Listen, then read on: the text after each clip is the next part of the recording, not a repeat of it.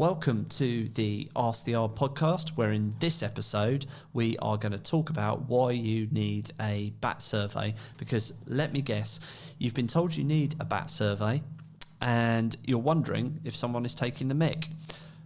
You're probably on a tight build schedule. The architect's panicking and now bats are delaying your project. So stick around and stay tuned where we dive into bat surveys.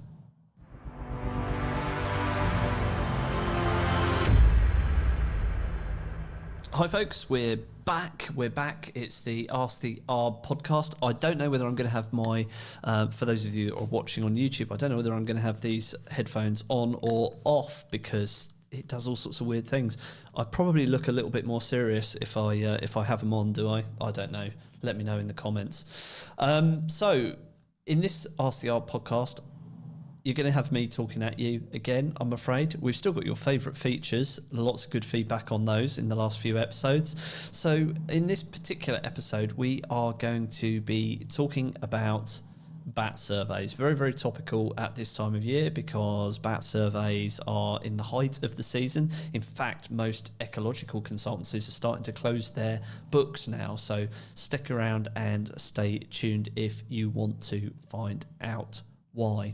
We have also, for those of you watching on YouTube, we did a video of myself out in the field talking you through a bat survey and why it needs to be done, and that goes as quite a nice companion to this podcast episode. So this week I am going to be breaking down when you actually need a bat survey and when you don't. So, spoiler here, it is not about the bats, it's totally about planning risk. But first, before we get into that, it's time for our first feature. You've got the questions, the planning system's a nightmare. We have got the answers. Welcome to the Planning Permission Panic Line. So, planning permission panic line. So before we dig into the main podcast, let's have a look at this. So I have got some questions in here.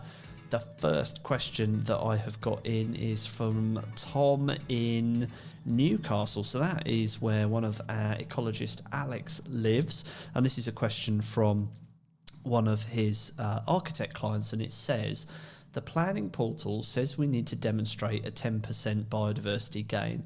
How are we supposed to do that on a tiny site that calls for a sip of coffee?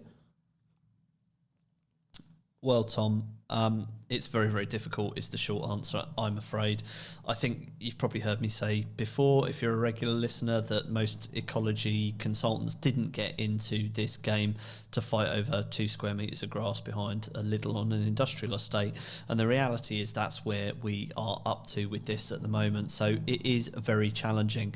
And unfortunately, in my opinion, if you've got a very small site, then the reality is what you're really going to be looking at is some form of off-site enhancement, because it's very, very difficult on a small site. It's hard to give you a definitive answer without seeing the site, because it may be that there is some opportunities there, but generally speaking, it is really difficult. The most popular way is through tree planting. That is by far the biggest solution to that particular problem. So if you've got a particular site, then I'm sure somebody here in our office would be more than happy to help you out if you sent through those details. What else have we got here? So Andrea from Norwich, so that's Peter Haynes' neck of the woods, another one of our consultants. Andrea from Norwich wants to know, we had an ecology report done 3 years ago, can we reuse it for a new application? The short answer to that one, Andrea, is no. Ecology reports are generally valid for up to kind of 18 months. Beyond that, because we're dealing with the natural environment, the site usually has changed so much. What I would suggest is that when you're approaching ecological consultancies, you provide them with the previous reporting and they can have a look at that and see whether there are elements of it that they can reuse. Because again, it kind of depends on the site, really. You could have a fairly large site that you're planning to build 10 houses on in Greenbelt, or it could be industrial unit in the middle of London with very little ecological receptors around it, so it really does depend on the site. But SIEM, which is our industry trade association, they recommend, I think it's 18 months to 2 years off the top of my head. It may be, we do have instances where the reporting can just be updated, so that would mean that the local ecological record centre searches are redone. We've had that just recently with a site in Edinburgh, and that may well be enough. So really you need an ecologist to take a look at your existing reporting and give you some advice on that one. So back to the episode. So bat surveys, why should we care? Well, we should care because if you delay your survey effort, then it could derail your development timeline by up to 12 months, quite literally. Local planning authorities, whenever they get a planning application drop in, whenever it goes in for validation, they're going to be looking at that, and they are going to be thinking, what do we need to correctly support and assess this planning application? If you are proposing, if you've got a building that you're proposing to demolish and rebuild, if you're proposing to do any sort of alterations to the roof space, if you are proposing to fit solar panels, maybe you require tree removals and you've got some old mature trees on your site that you're looking to remove, then the local planning authority has a duty of care under both European and UK legislation to basically make sure that protected species are protected through development. So they will be looking to see that you have carried out due diligence and put sufficient effort in to make sure you're not affecting protected species. So how do they go about doing that? Well, the first thing that they are going to ask for is a preliminary bat roost assessment. So there are two types of bat surveys, and I'm just going to briefly explain the differences between the two of them. So you have a preliminary bat roost assessment, and then you have bat activity surveys. So what is the difference? We're here doing a bat activity survey. We're monitoring what's known as a potential roosting feature to see whether bats are using it with this expensive thermal camera. A preliminary bat roost assessment is just that, it's preliminary. It's where ecologists will look at local ecological record centre data to see if there's records of any bats in your local area, and then they'll come out to site and they'll look at your building externally and they'll look at your building internally, and they're looking for not only evidence of bats, so droppings, staining, feeding remains, and bats themselves, they're also looking for potential roosting features. What is a potential roosting feature? Well, you can look at these, you can look for these yourself on your property. These are holes, cracks, crevices in the fabric of your building that would allow bats to access them. And what you have to remember is that the vast majority of the common species of bats in the UK are very, very small, size of your thumbnail, and they land and they crawl up into these tiny little cracks and crevices. They're called crevice-dwelling bats, and they're the ones that we commonly see on a range of houses. This property that we're at today, it is an office block, and the PRF that we're monitoring on this building, we know there's bats coming out of there, and they're you would not expect to see bats in this particular scenario. So they're the two main differences between the two surveys. You have a preliminary bat roost assessment, and then if we find evidence or potential for bats, we then move on to the activity surveys that are carried out throughout the summer months. You are proposing any alterations to a building and you haven't provided that, the first thing that they're going to say is, where is that preliminary bat roost assessment? And failing to provide that can essentially lead to refusal, even if it's just on a technicality. So you get somebody out to site and they're going to carry out one of these preliminary bat roost assessments for you. So, where are bats likely to be flagged? Where are bats likely to be on your site? Well, I touched on it a little bit there. Bats utilise mature trees. They utilise old buildings, cellars, wells. They're going to look at the proximity of your development site to woodland or water, because they're going to want to think about commuting and foraging routes for bats. It might be that you don't have bats on your site, but they are utilising your site.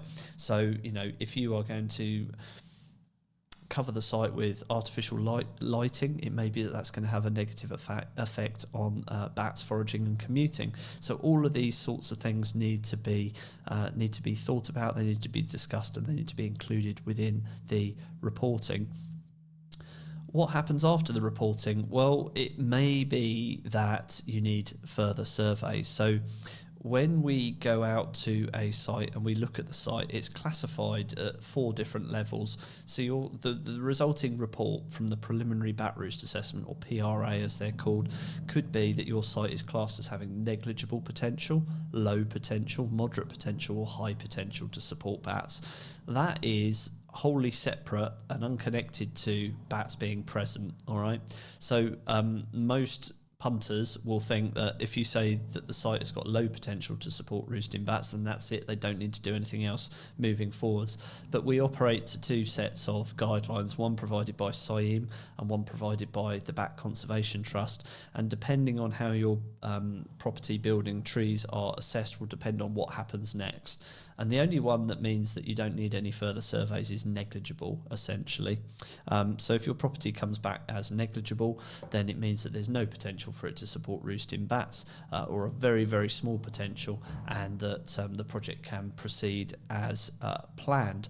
If it is low, moderate or high potential, then you're going to need further surveys. They might be on your buildings, they might be on your trees, and that will basically, what the ecologist is trying to do is they're trying to prove presence or absence of bats. We have to be able to demonstrate that bats are not there, so that's done through nocturnal surveys essentially.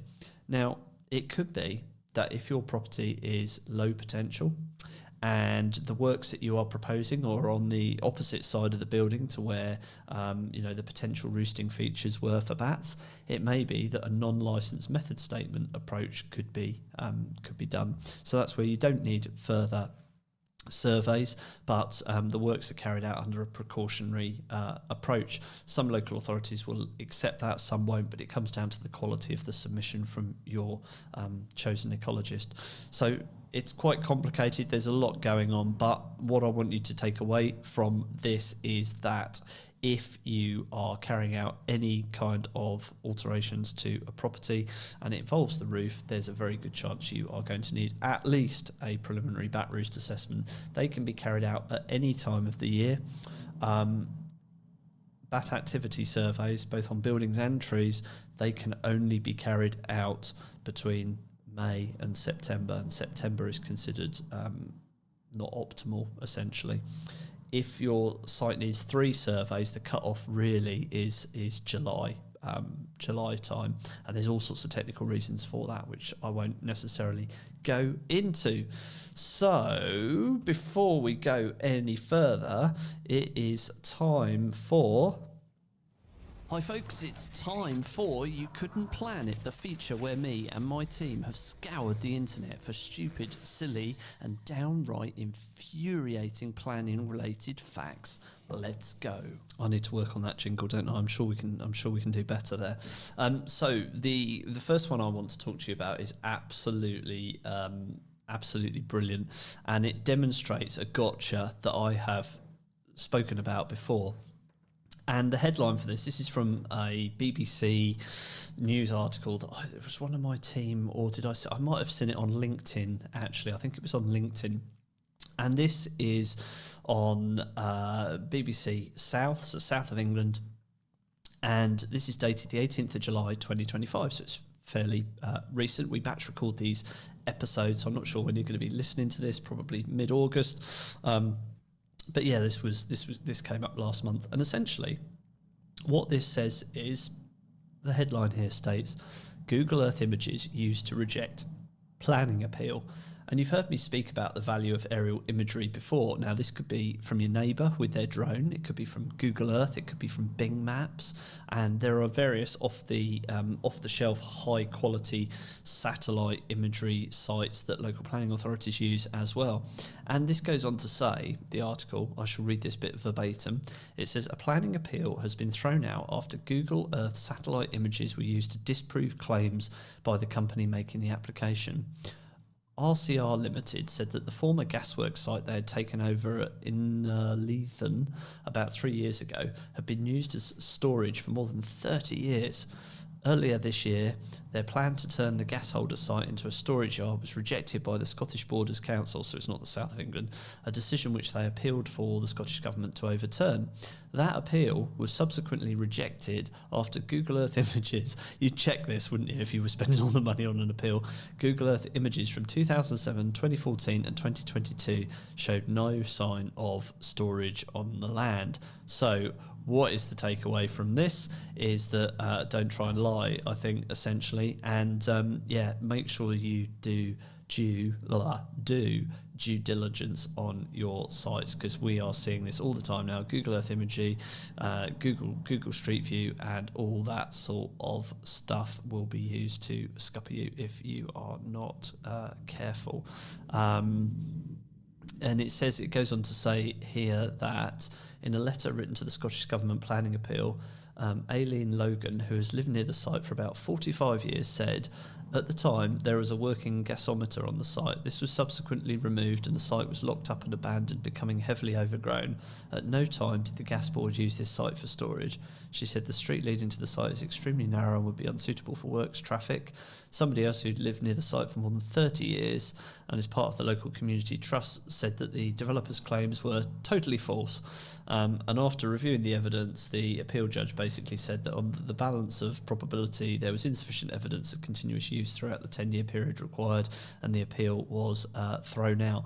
I wonder how much money they have wasted on that. And actually, if you find the article, which we may or may not link to, if you have a look at it, you'll see they've got screenshots in there of the imagery going from 2007 through to 2022, and it's actually heavily treed in 2022. So if this site was in England, they'd also be having trouble with BNG as well. So that is the end of You Couldn't Plan It for this week.